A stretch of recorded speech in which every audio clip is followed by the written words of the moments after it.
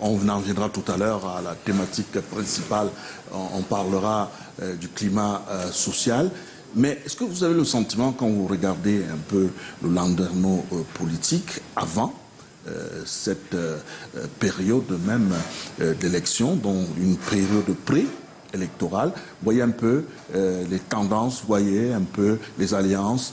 Est-ce que vous avez le sentiment que ce qui se passe là dehors, c'est un prélude à ces élections-là, ce qui fait un peu monter le mercure? Je pense que, très humblement, Richard Macron a donné une idée, il soutient cette approche. Soul pense aussi que non, ça peut se jouer. Mon avis est que, à l'heure actuelle, celui qu'on combat le plus dans ce qu'on appelle l'opposition, c'est Maurice Kamto. Et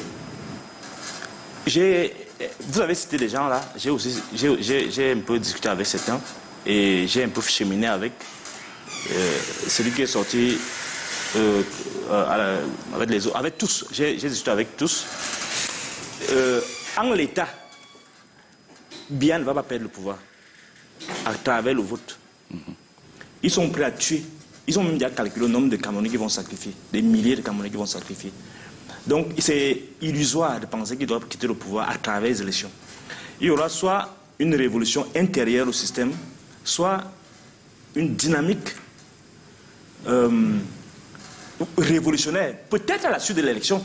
Peut-être à la suite de l'élection, parce que si les forces intérieures réussissent à travers même des leaders, de ces leaders politiques ou bien des leaders de la société civile que nous sommes, si on réussit à faire pression, parce qu'ils vont gagner les élections présidentielles, si on réussit à faire une pression coordonnée avec la diaspora, ou c'est lui, qu'on l'aime ou qu'on ne l'aime pas, c'est lui qui est le mieux outillé. On ne veut pas savoir, même si on a eu parfois des divergences, je crois que celui qui est le mieux outillé maintenant, c'est Maurice Kamto. Ça, c'est mon point de vue. Ça peut vous surprendre, ça peut surprendre beaucoup de téléspectateurs, mais celui qui est le plus outillé, qui est, à mon avis, qui a un minimum de conviction malgré toute l'histoire.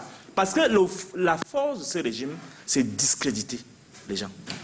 La force de ce régime, c'est banaliser les compétences. Ce qu'on reproche le plus à ce régime, ce n'est pas tant cette corruption, ces tueries en masse. Ce qu'on leur reproche, c'est d'avoir ravalé la compétence, la moralité, le bon goût au rang de paillasson, de l'ignorance et de l'incompétence et du satanisme, en fait. Donc, ils ne vont pas s'arrêter là. Donc, toutes ces mesures dont parlait tout à l'heure, à travers les actes immoraux d'Atanganji, immoraux de Galax et Tora, immoraux de certains services, c'est pour asseoir la peur. C'est pour asseoir la démission. Parce qu'ils veulent que le peuple démissionne. Mais la force d'un peuple, c'est d'agir comme un fauve. Vous savez ce que font les fauves? Ils laissent sa proie paître pendant longtemps. Et la proie rumine, parfois avec la galanterie par sa queue, mais le peuple comme fauve attend. Et le peuple amplifie son plaisir de tuer, amplifie son appétit de bouffer du tyran à travers sa patience. Donc que le pouvoir en place sache qu'ils vont gagner les élections par leur manœuvre. Mais il y a quelque chose qui va demeurer. C'est cette soif inextinguible du peuple qui va boire ce sang. Quand il le dit, ce n'est pas pour faire peur, mais c'est les mots qu'il faut comprendre comme dans une sorte de littérature. Moi, je suis un écrivain. Mais pour comprendre que, en fait, c'est pour qu'ils prennent conscience que les autres ont déjà perdu beaucoup de sang. Que le peuple et les citoyens ont déjà perdu beaucoup d'avenir.